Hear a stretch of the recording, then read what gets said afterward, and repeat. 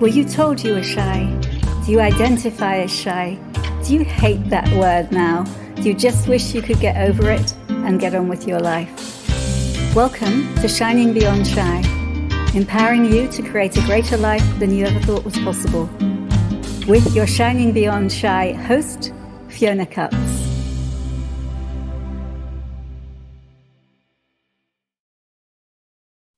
Hi everybody, Fiona Cuts here, your host for Shining Beyond Shy. And this week's episode I'm calling Shyness and Moving Your Body. So this may be kind of an advanced shyness topic. And so I know for me that shyness manifested in so many different ways. Yes, I couldn't speak up, I couldn't talk, couldn't say my name, blah, blah, blah. And then I didn't like people looking at my body, really didn't enjoy that if I was in a room full of people. And I mean, I guess, to be honest, that moving my body, and I'm going to be talking particularly about dancing, moving my body is or was a long way beyond that. So maybe this is an advanced shyness topic, or maybe, well, it just popped to talk about this, and I hope that this will be an inspiration and interesting for some of you. So I'm going to tell you a story, my story of dancing and moving my body. So my mum was a beautiful Scottish dancer, and in fact, she trained to be a Scottish dancing teacher, I think in her 40s. I can't quite remember the timing now. So my mum had me when she was pretty young, and I think I was still living at home when, so maybe it was 30s. Anyway, it doesn't really matter. She was a brilliant dancer in her youth. And then all kinds of dancing, ballroom dancing, and Scottish dancing was her favorite, Scottish country dancing. So she trained to teach it, and it was quite an arduous training. And I remember it was partly a kind of reaction against what your mum's doing. I told myself I was never interested in it. But beyond that, I'd had some of these kind of events, quote unquote, in my childhood where I was called out from from all the loads of different girls at school. There's one person who's out of time. Oh dear, it was me. That happened a couple of times, and it just made me want to die and hide away. And I decided that I didn't like dancing, that I wouldn't dance, and that I would avoid it at all costs. So yeah, another thing in my life that I was avoiding at all costs. And I didn't even allow myself to know that I might enjoy it, that there might be something fun about it. It was just a kind of blanket no. And I remember when I was at university, actually, my boyfriend at the time had these friends who were brilliant ballroom dancers, and he persuaded me to do a ballroom dancing class. And it was excruciating for me, really excruciating. And I guess I can't quite remember, but I think I had times, well, I guess I had times like, when you, for an evening, you're taught some steps for something. And I always hated it. I never liked it, never enjoyed it. And yeah, was still like in my 20s and 30s, sure that I hated it. It wasn't for me. And then when I became ill with chronic fatigue syndrome, it was one of the ways that I started to get better. So I went on this crazy energy healing course, which you've heard me talk about before. And we used to have these different themes for each of the weeks. So it went over 3 years, and we were away for 5 weeks actually, each year. And so, for example, in the first year, I can't even remember, I think we had an introduction to the energy field and to chakras. That was the model that we used to work on. And so we would work on that, whatever we were doing it started on a Tuesday. I remember we would work on that from Tuesday till Saturday afternoon. And then Saturday evening would be the big celebration for most people. That would be when we got the chance to dance. And the dancing was still supposed to be some kind of healing catharsis, but it was mainly enjoyable for people, except for me. And I remember finally on week 4 or something of the first year, getting the guts to talk about it to my lovely teacher. And she was like, well, just tell people that it's difficult for you to dance. It's difficult for you to move. And it was one of those things that was very obvious. I didn't need to tell people. But the rest of the group was really into dancing. I don't think there was anybody else who found it difficult to express themselves in movement, which is kind of unusual. It's a big thing for a lot of people. But you know how these things can sometimes be the case. The rest of the group was brilliant. It was just me. And honestly, when my teacher said that, it felt like the worst thing in the world. No, I definitely couldn't talk about it in a group. And I talked about all kinds of things, you know, how my dad had said this and done that and blah, blah, blah. I talked about all kinds of things in the healing circle. And I wasn't willing to, quote unquote, admit that, even though it was kind of stamped all over my face.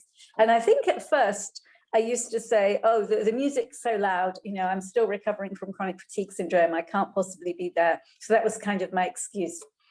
But I think people knew what else was going on. So on the summer celebration at the end of the first year, I remember just being drawn by the music. And I was like, oh, I'm actually going to stay and dance a little.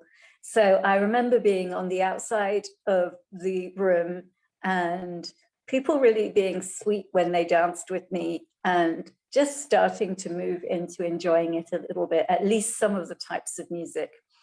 But then in the second year, there was this kind of event, which I kind of think started to really change things for me. And so we were doing a lot of cathartic work. So cathartic work, expressing what's going on for you. And there was this, it was in the morning and there was this crazy music playing. And the idea was to kind of throw your body around and to scream and shout it out. And the music was an invitation to that.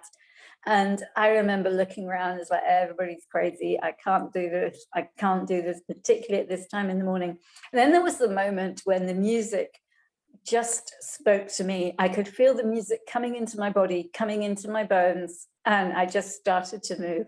And unusually for me at the time, I didn't care what I looked like. And it's like I knew I had a choice to either move, express, and enjoy, or stay stuck and maybe look perfect. Probably, I was going to say look stupid, or at least it wasn't even about looking stupid, but I just realized that this is my chance to express me and enjoy, and I went for it. And that was the beginning of, I guess, from then until now, of an exploration of me and movement and dance and music. And very quickly after that, I started to go to this free-form dance class. And I used to go to two types, actually, 5 Rhythms and Biodanza. They're both amazing, and we'll put links to them in the show notes. And the great news is, with the world waking up, that 5 Rhythms and Biodanza, there are now many places in the world where you can dance again. How does it get better than that? Finally. So, I started this journey of exploring me in free-form movement. And I literally, as things were kind of difficult for me, and it might be that the instruction was, well, there were just certain bits of music, pieces of music that were difficult to dance to. And I would be like, oh, everything in my head, everything this brings up, I destroy and uncreate it. Or if the invitation was to dance with someone, sometimes there'd be like instant connection, boom, total fun, total freedom. And other times it'd be like, oh my goodness, I feel shy, I feel yuck, whatever that is, I can't connect with this person. And I'd be just like, oh, everything this is, I destroy and uncreate it. What would it take to have ease connecting with this person? And these simple questions started to change things for me. And I also would ask for chaos and out of control. And you may know this clearing from Access Consciousness. What energy, space, consciousness, and choice can me and my body be? To be out of control, out of form, structure, and significance, out of linearities, out of concentricities, for all eternity with total ease. Anything that doesn't allow that, I destroy and uncreate it, or will you destroy and uncreate it? Right and wrong, good and bad, POD and POC, all 9 shorts, boys and beyonds. And if you don't know the clearing statement, what the clearing statement does is all the energy that comes up when I talk about controlling and linearities and concentricities, it tends to be a load of energy because a lot of us are pretty controlling. It will just whiz away that energy. And if you want to know more about it, you can go to theclearingstatement.com and read about it. For now, I'll continue just to use it. Yeah, so just this amazing journey began. And I remember being in Scotland for a retreat, and it was a biodanza retreat, and we were playing with moving our hips. And it was so challenging to me that I was just crying. And it's like the things that stop us are literally held in our body. And there was something, I guess, from my upbringing, from my ancestry, which was like, no, you can't move your hips. No, that's not right. That's very bad. And so when the invitation came to just enjoy my hips, I remember just crying. And this was before I had the clearing statement, but I had the tools of energy healing, and I was able to be present with what was going on and to release it. And then when I found out about the clearing statement, I started to use that when those types of things started to occur. But what I see now is an increasing freedom in my body that comes from the dance and from the willingness to be present in the dance and use the clearing statements. But what didn't change for me was that I was still a bit afraid of dance with form. And I remember having this amazing discussion with, I can't even call her a friend, but somebody who I know who is a brilliant dancer. I mean, absolutely brilliant. And she's a brilliant freeform dancer, but she's been trained in different dances with form. And I asked her about it because it's like, it's so strange. I have such a freedom nowadays, I didn't, but I have such a freedom now with moving my body in a way that isn't controlled. What was that? And I'm so grateful to her for what she said. She's like, it's as though someone else is imposing upon you their rhythm. I was like, oh, that's why it feels difficult for me. I don't want to have a rhythm imposed upon me from the outside. And at the same time, I love partner dance. I love the touch as well of some partner dance. And a few years ago, maybe 3 or 4 years ago, when I was still living in the north of England, I was like, okay, this is it. I'm going to learn salsa dance. And I remember going, and the first couple of evenings were really fun, really easy. And the teacher's like, wow, you're doing so well. Wow. And it's like, yeah, well, I dance a lot. And then I remember it so clearly. Suddenly on evening 3, we were whirling and swirling, and my mind's like, I didn't know where to put my feet, getting totally confused. And then, you know, the way that they do it is they have a circle of women, and then the men move round. So you get to dance with all the men.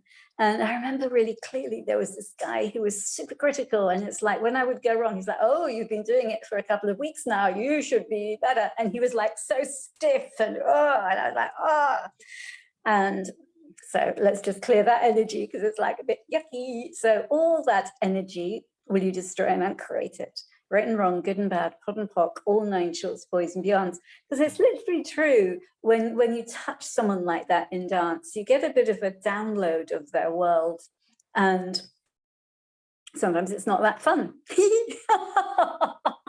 And anyway, what occurred for me 3 or 4 years ago was that I had the chance to do loads of freeform dance, so the 5 rhythms and the biodanza in the north of England. And I just started to gravitate back to that, because it was just easier and more fun.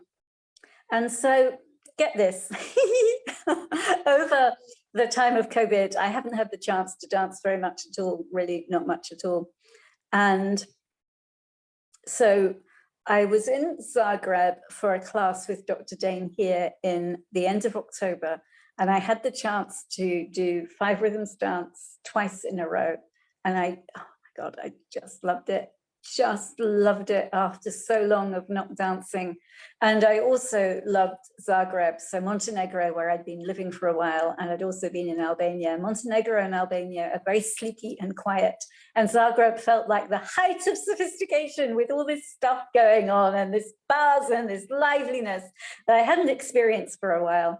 So basically I fell in love with Zagreb, and also I wasn't able to stay longer then. I went off on a trip to Egypt and then Turkey. I knew that I wanted to come back. And in a way, I came back. My body's moving, it's true.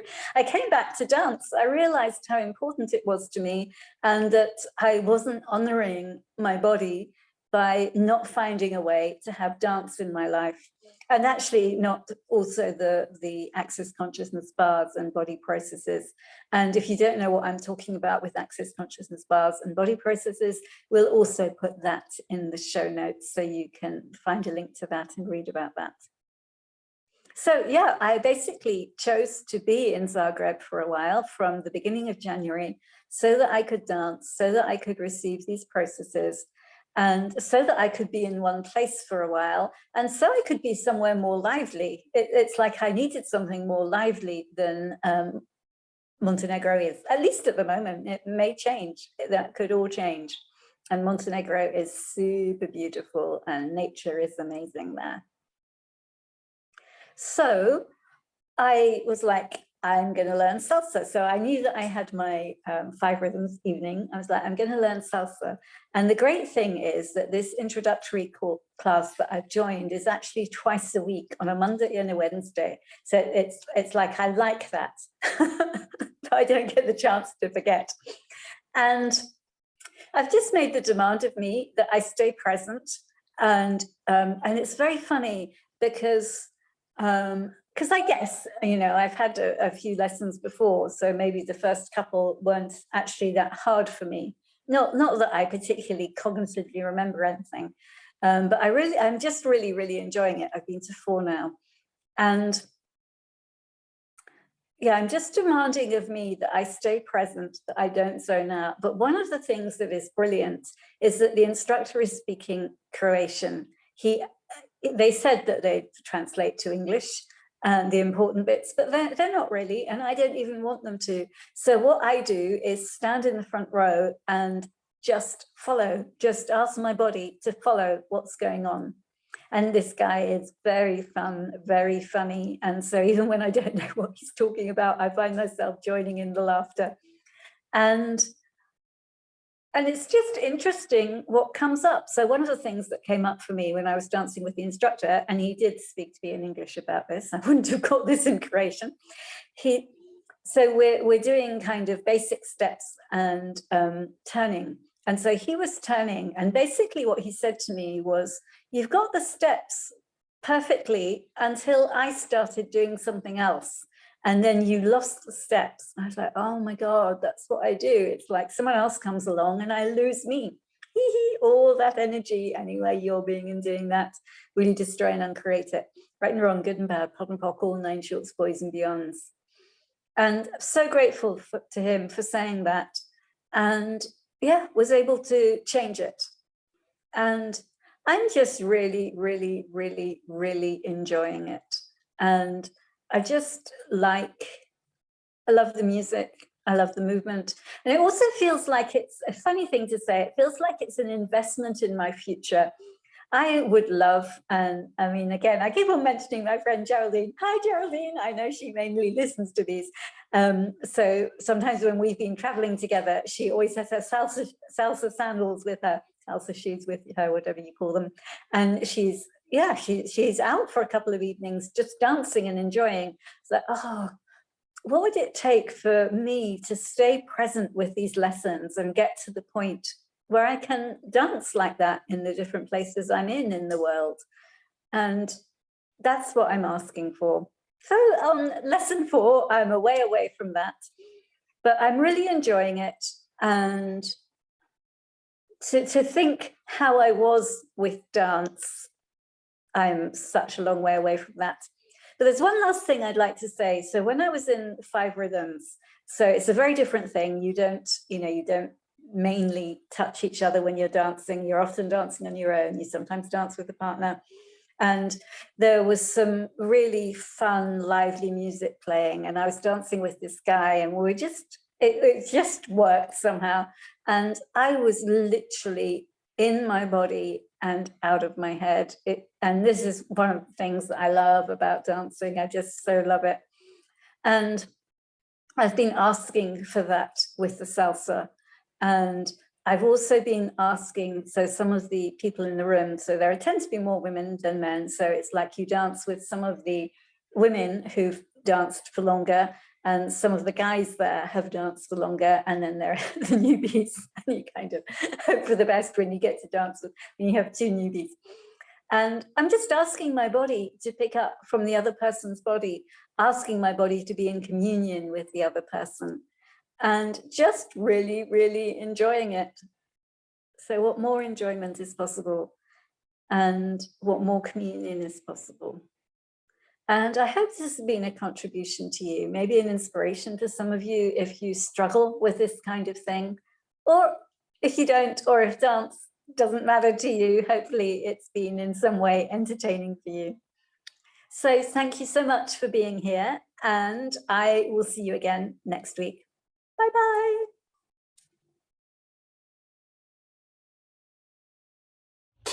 Thank you so much for listening to this podcast. I'm so grateful for you. It would be great if you could subscribe, great if you could leave a review wherever you're listening. And if you'd like some quick, simple tips to overcome shyness wherever you are, please go to my website, fionacutts.com, where you can download my free product, 5 Steps to Overcoming Shyness Wherever You Are. Thank you again, and see you next time.